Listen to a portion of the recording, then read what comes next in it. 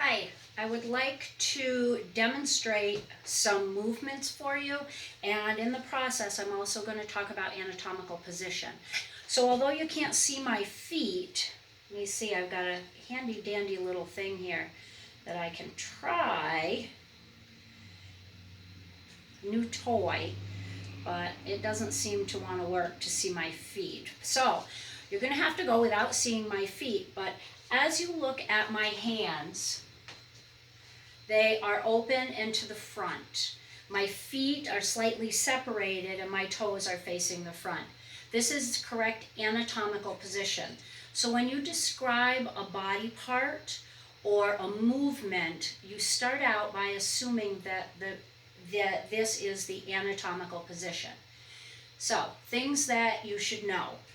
One is, these are right out of your lab book on page 126, but let's start with the movements adduction and abduction. AB, abduction, is taking something away, and that makes sense. You can remember that because if you abduct somebody, you're taking them away. So that would be movement away from the body center line.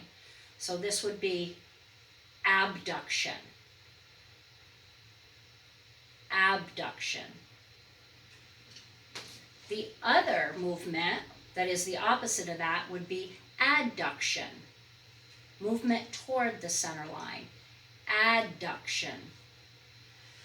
Other things that you should know, you'll get to see my muscles here now, but flexion, okay, or flexing, we think of it more as flexing, but flexing is bringing, this is the contraction of this muscle here, the relaxation of this muscle, and that's going to pull the lower arm toward me, toward the midline.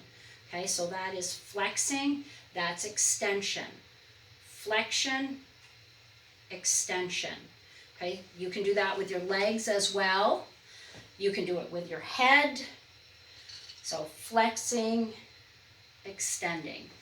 All right, and then the last thing that I want to point out before, So let's just do also rotation, and this makes sense, rotation versus circumduction. Circumduction is going to end up with a cone shape. You can't do that with your elbow, right? You can't get your elbow to go around in a cone shape by leaving it in one spot, whereas your shoulder stays in one spot and you can move all the way around it. That's circumduction versus rotation. And lastly, I want to talk just about, because we'll be doing this when we talk about the heart, but we're going to talk about the right and left side.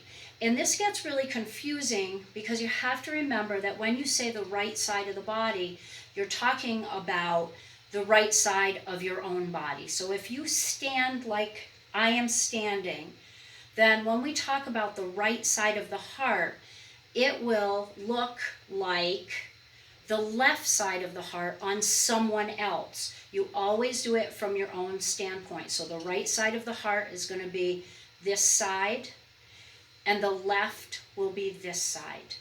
All right, so you'll have to keep that straight when we get to talking about the heart.